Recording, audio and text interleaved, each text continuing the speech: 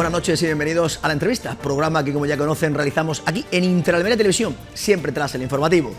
Como ya conocen, estamos realizando estas entrevistas de una manera telemática, debido fundamentalmente a la situación creada por el coronavirus en este inicio de año. Hoy viernes, y para cerrar esta semana, de nuevo la vamos a hacer de esta manera, y nos atiende ya el secretario provincial de Comisiones Obreras en Almería, Antonio Valdivieso. Una conexión que realizamos a través de videollamada, siempre para salvaguardar la seguridad de todos. Don Antonio Valdivieso, muy buenas noches. Hola, buenas noches, Rafa. Como es habitual en nuestras entrevistas, tanto presenciales como ahora también las telemáticas, el primer asunto que tratamos tiene relación con la situación del COVID en la capital, en la provincia, en la región. Estamos viendo como día tras día aumento de contagios, unos datos que preocupan y mucho. Dentro de lo malo, contagios, muchos contagios, pero no están provocando ningún tipo de colapso en centros sanitarios. Te pregunto, parece que no, pero este virus sigue con nosotros y no se ha marchado. Bueno, está claro que la pandemia sigue. Parece que ha habido que se ha querido pensar o se nos ha trasladado la idea de que, bueno, pues que estábamos al final de la pandemia y nada más lejos de la realidad. Creo que durante las Navidades hubo un excesivo relajamiento por parte de la Administración Sanitaria en general y de la andaluza en particular, y esto creo que al final pues ha contribuido a que esta nueva sexta ola provocada por Omicron pues haya tenido esta duración y esta intensidad y sobre todo esta tasa de contagio tan alta que quizás los síntomas en líneas generales, porque nos ha pillado ya con muchas personas, un tanto por ciento muy elevado, cercano al 90% de personas con la pauta completa de vacunación, pero bueno, todavía se siguen registrando, si no tantos colapsos en los servicios hospitalarios, sí que se están produciendo muchas muertes que, en fin, yo creo que algunas de ellas o gran parte de ellas se podían haber evitado. No obstante, Antonio, esta mañana nos hemos desayunado con el anuncio de que vamos a estar sin mascarillas en exteriores a partir de la próxima semana. Hablábamos un poco de lo que hace la administración, las administraciones sanitarias, en este caso los expertos que comentan que es posible que en exteriores ya no sea obligatoria la mascarilla. ¿Cómo lo veis desde los sindicatos? Bueno, es decir, siempre si esta opinión está sustentada en gabinetes de expertos, pues habrá que darle cierta veracidad, pero yo creo que la gente, es decir, me imagino que será en espacios exteriores siempre y cuando se puedan mantener las distancias de seguridad, es decir, el tema de las distancias de seguridad imagino que se seguirá manteniendo,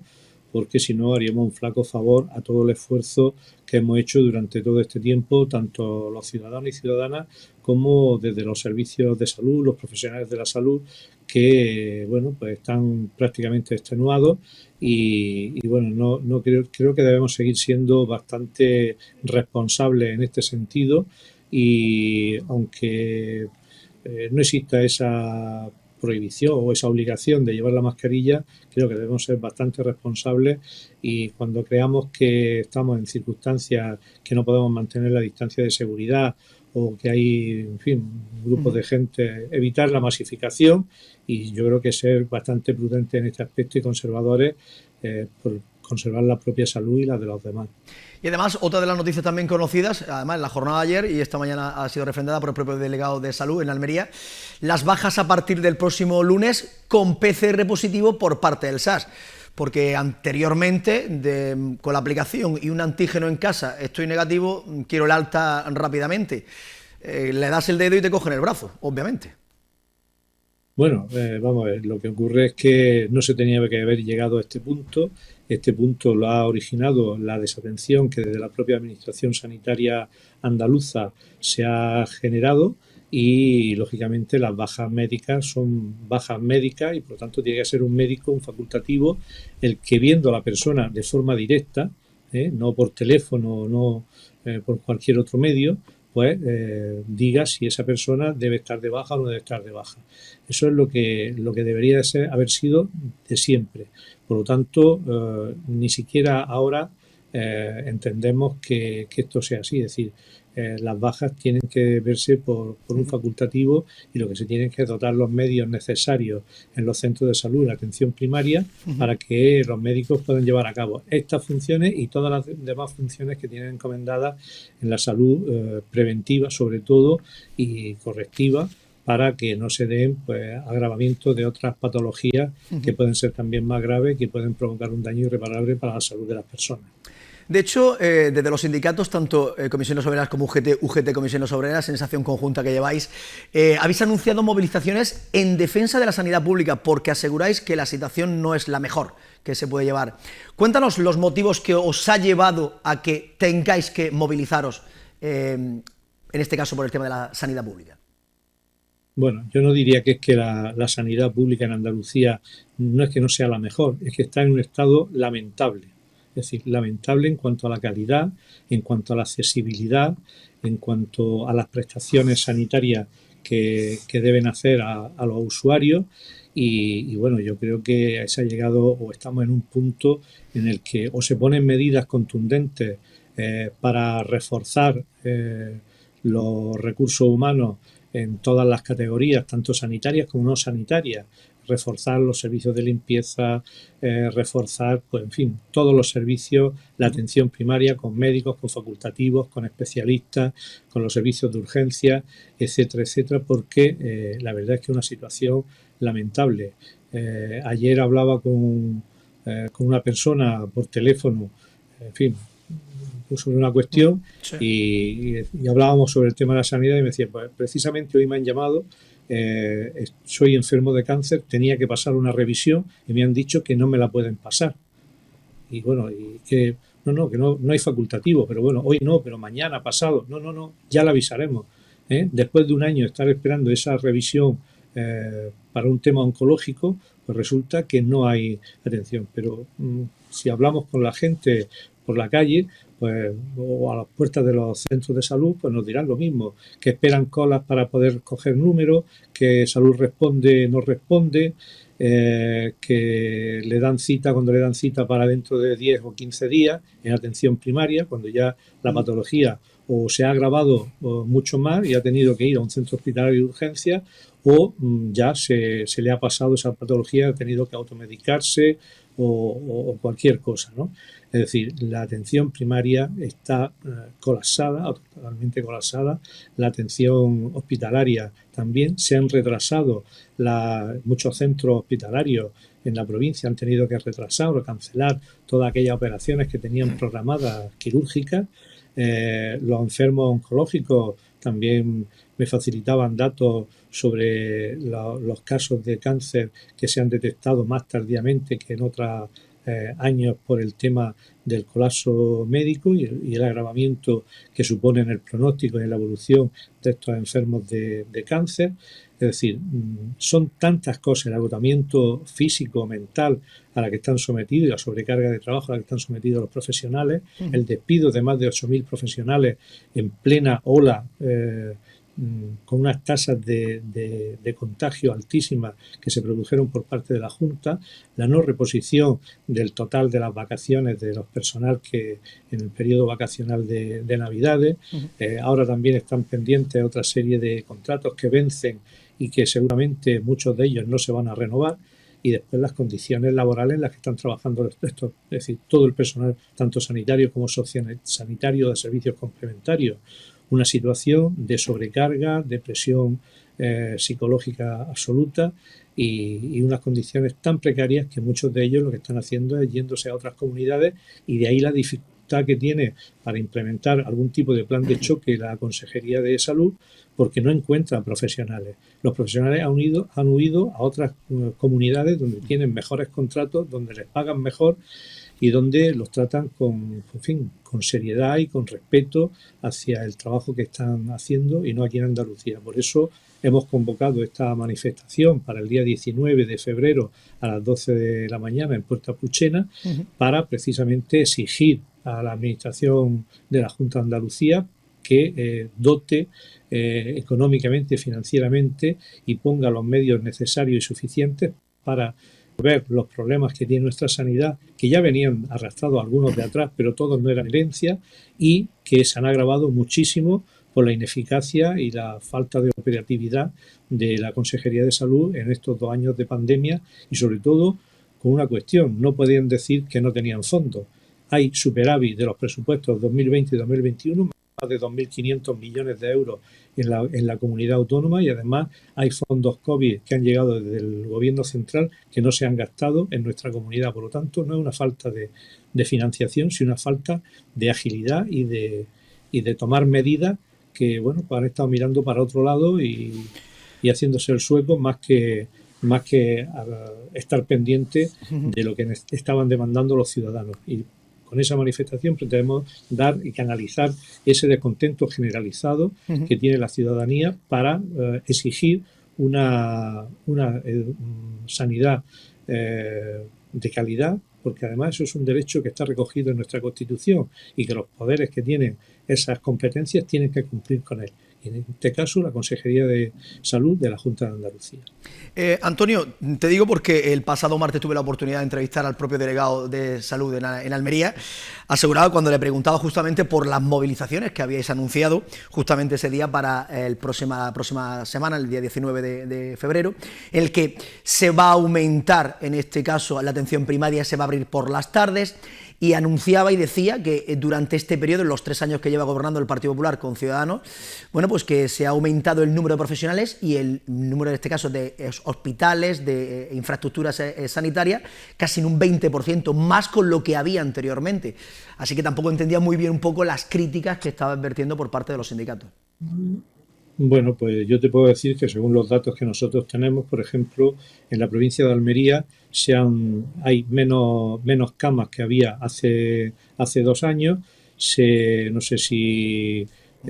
cuando se habla de cierre no nos acordamos del Hospital de la Cruz Roja, que se cerró por parte del SAR, y en concreto son 6 instalaciones sanitarias las que se han cerrado en estos últimos años, y que contamos menos que con las que teníamos respecto al año 2010. Y bueno, el plan de choque que han anunciado, es decir, los datos que tenemos de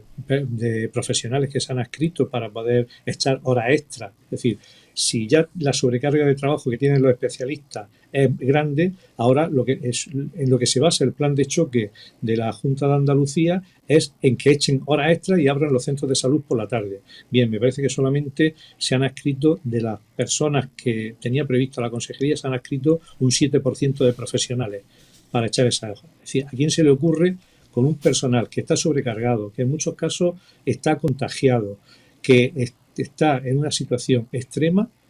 que la solución sea que echen más horas? Pero claro, el problema es que no tienen dónde contratar, porque los profesionales, como te decía antes, han ido a otras comunidades. Es decir, se han cansado de tener contratos basura en esta comunidad y se han ido a otro lugar, incluso al extranjero, donde le ofrecían mejores condiciones, tanto retributivas como condiciones laborales. Por lo tanto, y bueno, también decir que el gasto por paciente o por persona, en el caso de la Comunidad Autónoma de Andalucía, es el más bajo de España. Luego, en fin, yo creo que la situación que nosotros estamos describiendo la gente la reconoce mucho más que la que pueda ahora mismo explicar la administración pública. Y yo creo que si hacemos una llamada a Salud Responde o intentamos llamar a un consultorio de atención primaria, podemos comprobar si las citas nos las dan para ese día o nos las dan dentro de 10 o de 15 días. O si, por ejemplo, nos pedimos una prueba especial, pues a ver cuánto tiempo tarda en resolverse. Es decir, el otro día también hablaba con un compañero de trabajo que a su mujer pues lleva 720 días esperando para que le hagan una operación. Entonces, yo creo que tenemos, es decir, la ciudadanía sabe cuál es la situación real de la sanidad en Andalucía, y yo creo que lo que tienen que hacer las administraciones, en este caso de la Junta, es coger el toro por los cuernos y sentarse a negociar los planes de refuerzo y de choque con los agentes sociales, y tratar de entre todos buscar una solución para reforzar de cara a futuro el sistema sanitario andaluz, para convertirlo en un sistema sanitario de calidad y accesible para las personas mayores, y no con el tema digital, que también ha ocasionado muchos problemas para muchas personas que no tenían facilidad para conectarse a estas nuevas tecnologías y que se han visto excluidos del sistema sanitario. Antonio, hablando de la ciudadanía, ya que aseguras que consultáis con la ciudadanía lo que os comenta la gente, la situación del IPC, la situación de la subida de los combustibles, la situación de la subida de la luz, ¿no es hora también de criticar, salir y concentrarse, movilizarse por la cantidad de precios que han subido en un 20% en tan solo un mes de comparaciones con el año anterior? ¿Y dónde están los sindicatos? Bueno, pues los sindicatos estamos reivindicando, estamos movilizando y en la medida de las oportunidades que se nos dan, estamos negociando. Yo creo que hemos hecho un gran trabajo durante todo este año pasado. Es decir, lo venimos haciendo desde atrás. Y cuando dicen dónde estamos los sindicatos, pues yo te diría que por lo menos Comisiones Obreras ha estado con la clase trabajadora en todo momento, y de los 3 objetivos que nos propusimos en la campaña del año 2021, ahora sí toca, que era la subida del salario mínimo interprofesional, el acuerdo de pensiones para derogar el factor de sostenibilidad y alcanzar una revalorización según el IPC en las pensiones, y la reforma laboral, son 3 objetivos que hemos logrado el último, la misma tarde de ayer, con esas dificultades de última hora, pero se ha conseguido. Es decir, las pensiones se han revalorizado y nuestros pensionistas no se les va a subir el 0,25 que se les subía con los gobiernos del Partido Popular, se les va a subir el 1,6 de la bufanda de desviación del IPC del año pasado, se va a subir un 3%, más las pensiones más bajas se les va a subir también otro 1,5 adicional. Luego las pensiones van a subir como mínimo un 3,6%, las que menos, y un 4,6% las más pequeñas, las más reducidas. Por lo tanto, el salario mínimo interprofesional sigue creciendo, y esperamos que ahora se vuelva a subir y alcance lo que se había prometido, el 60%, que supone los 14.000 euros, es decir, 1.000 euros mensuales en 14 pagas anuales. Y, por otro lado, la reforma laboral para solucionar el gran problema que tiene la clase trabajadora, y es la temporalidad, la precariedad y los bajos salarios. Pero la reforma laboral, Antonio, vosotros pedíais la derogación de la reforma laboral. Ya se ha hecho una reformita al uso. Vamos a ver, mira, nosotros... Valóramela, cuenta, ¿qué se ha conseguido? Sí, te la voy a valorar. Mira, sí.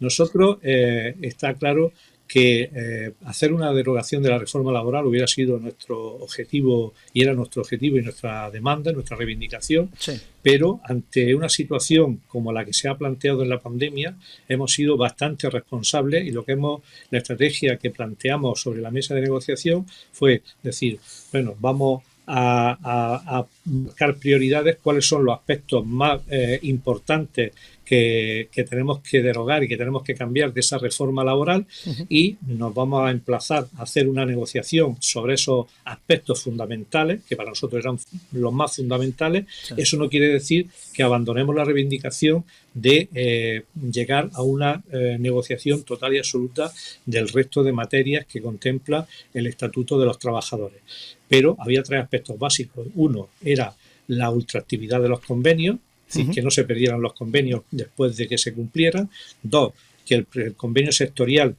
tuviera prevalencia sobre el convenio de empresa, cosa que también se ha conseguido y que evita el descuelgue salarial que muchas empresas habían hecho de mutuo propio y que le permitía la ley, con lo cual habían bajado los salarios en cantidades bastante importantes en sus empresas y, lógicamente, a los trabajadores. Y, por otro lado, el tema de las subcontrataciones, para que no se pudiera aplicar convenios, por ejemplo, en subcontratas que no fuesen los mismos de la empresa matriz o empresas de referencia en el sector, con lo cual también se habían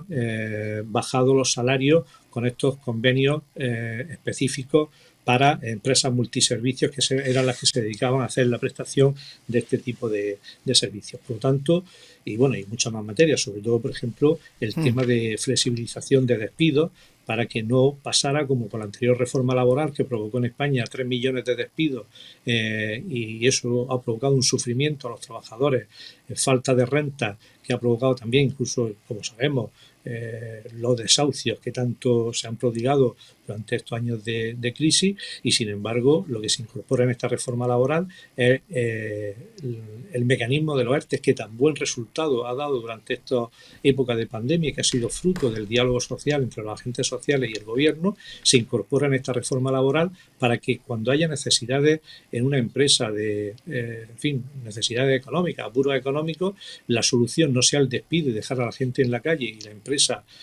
caiga y se tenga que cerrar, sino que se acuda a estos mecanismos de flexibilización donde tanto la empresa tenga garantizada o tenga una ayuda para poder garantizar su viabilidad en un futuro, como los trabajadores tengan una cobertura suficiente como para no caer en ese despido y que se pierda la relación contractual con la empresa. Por lo tanto, en una provincia además como Almería, con tan bajas rentas, con una situación tan precaria y con una temporalidad galopante, cuando somos los campeones en temporalidad, en fraude laboral y todo esto, pues la verdad es que la reforma laboral, la parte de reforma laboral que ayer se aprobó, tiene una importancia trascendental para la provincia de Almería. Aquí se han firmado en el año pasado más de un 94% de contratos temporales. De 337.000, más de 300.000 son temporales. Y no tienen casualidad o de hora y servicio. Es decir, hay muchas cuestiones que van a aplicar y que tendremos que conseguir que se apliquen en nuestra provincia y que seguramente van a mejorar la calidad de vida de muchos trabajadores. Es decir, de esos más de 300.000 trabajadores, una parte muy importante, es decir, más de la mitad, no cobran ni siquiera el salario mínimo interprofesional. Y otro, el 25%, es decir, de esos más de 300.000, 150.000 no llegan al salario mínimo interprofesional. Y de esos 150.000, 75.000 trabajadores en nuestra provincia cobran la mitad del salario interprofesional. Por lo tanto, yo creo que esta reforma laboral va a dar un balón de oxígeno a más de la mitad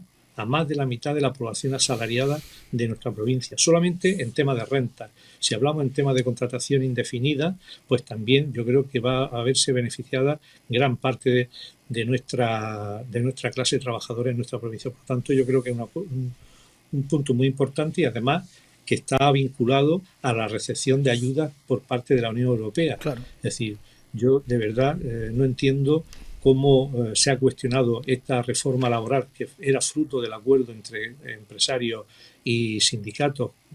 y el gobierno, que además pendía una serie de ayudas de la Unión Europea para que pudiéramos reflotar nuestra economía y salvar empresas y empleos. La verdad es que no lo entiendo, este cuestionamiento de esta reforma o esta minusvaloración y de los efectos tan importantes que nuestra provincia va a tener, positivos todos ellos. Antonio, hemos conocido los datos del desempleo, perdón, del pasado mes de enero. ¿La subida del desempleo ralentiza la recuperación económica y social en la provincia de Almería? Esas 692 personas después de 7 meses casi en los que el paro ha ido bajando en la provincia de Almería. Bueno, vamos, tenemos que mirar con perspectiva y tenemos que ser, es decir, pensar de una manera optimista, aunque también realista. Es decir, nosotros hemos valorado que esta bajada del empleo, lógicamente, la esperábamos porque se acaba la campaña navideña y muchos contratos, bueno, pues es verdad que la actividad durante la Navidad, las compras, comercios, etcétera, tienen mucho más actividad y lo normal es que en rebaja pues la situación baje. Es decir, algunos empleos se han perdido, pero se han perdido pocos empleos, pocos empleos, ojalá se hubieran mantenido, pero se han perdido pocos empleos, pero si lo miramos de manera interanual, ha habido un crecimiento de afiliación a la Seguridad Social del orden del 3,5%, el 3,58%. ¿Esto qué quiere decir? Quiere decir que estamos en cifras récord de afiliación a la Seguridad Social, es decir, estamos en más de 314.000 en tasa interanual. Por lo tanto, estamos resistiendo bien. Es decir, yo incluso valoraba que ha habido, incluso antes de que se convalidara el decreto ley de reforma laboral, de hecho ya estaba vigente desde el día 1 de enero, se ha producido un tenue aumento de la contratación indefinida, que nos hace albergar esperanzas de que una vez que ya está convalidado el Real Decreto Ley, pues se produzca una conversión mucho más importante en contratos indefinidos o en contratos fijos discontinuos de los que ahora mismo eran temporales. Es decir, esto va a provocar una mayor estabilidad. Lógicamente ahora también tendremos que entrar en un proceso de negociación colectiva importante. Estamos pendientes del próximo acuerdo de negociación colectiva para iniciar la actualización de todos los convenios que están pendientes, que en nuestra provincia también son muchos y de muy bajos salarios, y por lo tanto esto tiene que incorporar un mayor crecimiento para luchar precisamente con esa inflación que tú antes hablabas, sí, y que tenemos que hacer frente a ella, y sobre todo para las clases más modestas, más desfavorecidas, tiene que producirse un incremento en los salarios importante, no vamos a cifrarlo todavía, pero tiene que ser importante y ligado sobre todo al IPC real, y bueno, y esto supone también, o puede suponer, un importante revulsivo para el consumo interno, que es otra de las variables que son muy importantes en el crecimiento español, ¿no?, de la economía española. Y bueno, también hay otro dato que yo creo que es interesante y que muestra la fortaleza que puede tener la recuperación y que ha resistido bastante bien nuestra provincia, como es el que sea la provincia que ha crecido en el Producto Interior Bruto con mayor porcentaje de toda Andalucía. Bien, pero estos beneficios que están teniendo las empresas, además de todas las ayudas que han recibido y de las próximas ayudas e inversiones que se van a producir con los fondos Next Generation,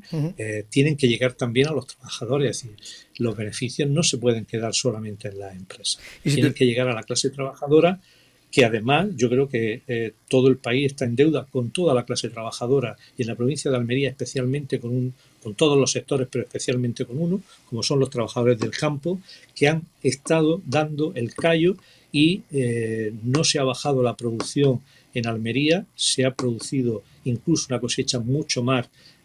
mejor que la anterior, más kilos, también con mejores precios, todo hay que decirlo, y por lo tanto esa riqueza y esa generación de valor añadido tiene que revertirse también sobre estos trabajadores que están por debajo del salario mínimo interprofesional y con, en fin, unas condiciones de trabajo muy precarias. Y si las condiciones de infraestructuras que tenemos en la provincia fueran mucho mejores, obviamente la cosa funcionaría muchísimo mejor, tanto por tierra como por mar como por aire, obviamente. Claro, es que esos son los grandes retos que tiene que asumir esta provincia, y sobre todo la clase empresarial y las administraciones públicas. Va a haber una disposición de fondos europeos muy importantes. Claro, también si se dejan de enmarañar por parte de determinadas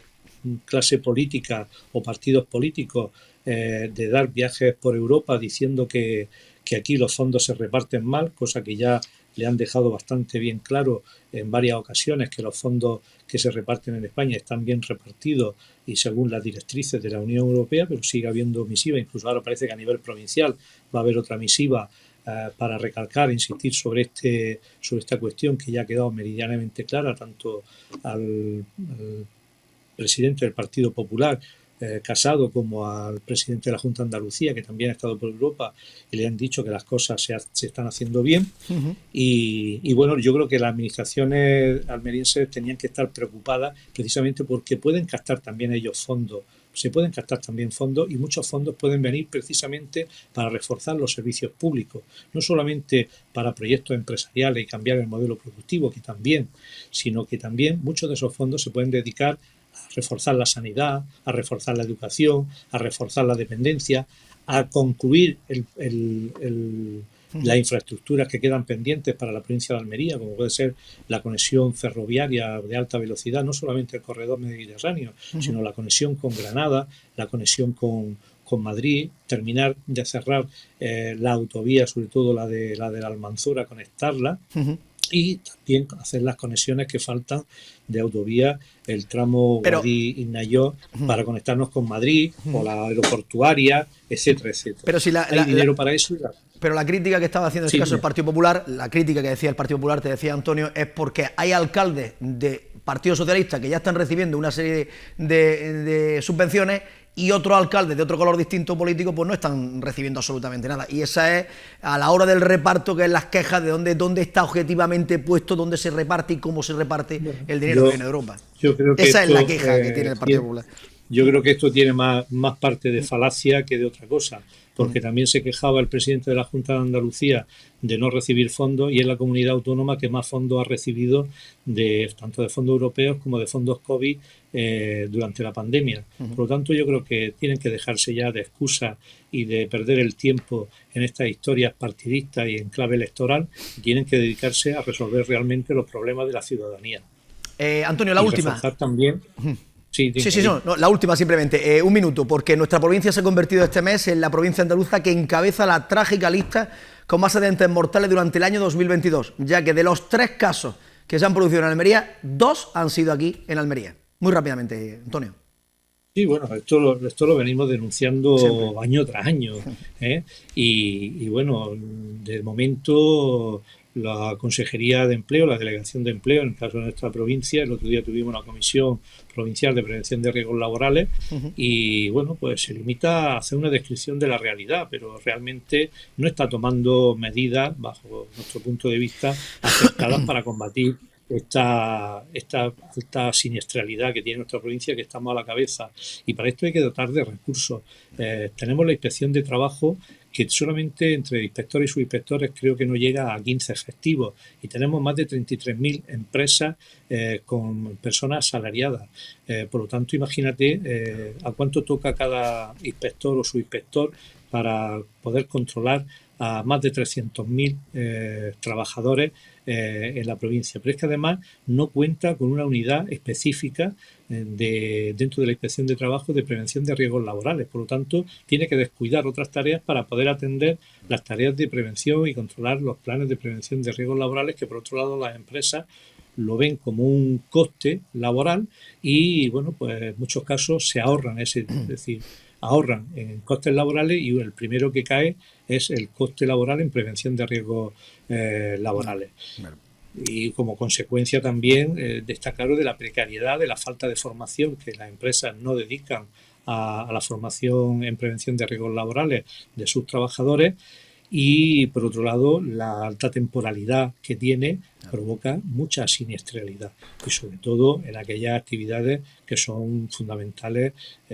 para nuestra provincia, como puede ser el sector agro o el sector logístico del transporte, que son donde más muertes se producen y donde más siniestralidad o accidentes graves también.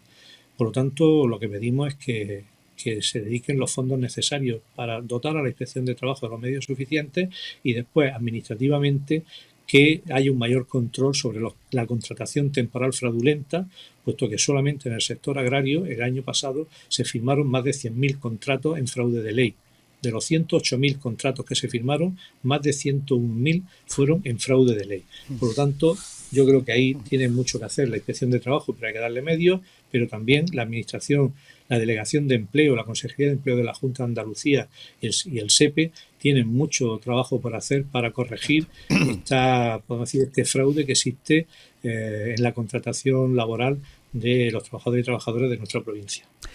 Pues Antonio Valdivieso, secretario provincial de Comisiones Obreras en la Almería, muchísimas gracias por entrar desde tu despacho en los hogares de todos los almerienses. Esperemos que esta situación pronto acabe y pronto también te podamos ver aquí presencialmente en Interalmería tratando temas importantes, temas laborales para la provincia de Almería. Muy buenas noches y muchas gracias, Antonio. Muchas gracias a vosotros. Hasta pronto. Hasta pronto. Pues nada más, amigos, hasta aquí la entrevista de la jornada de hoy viernes. Nosotros volveremos, como siempre, el próximo lunes, desde las 9 de la noche, aquí en Interalmería Televisión. A todos nada más que nos queda desearles que pasen una feliz noche y un buen fin de semana.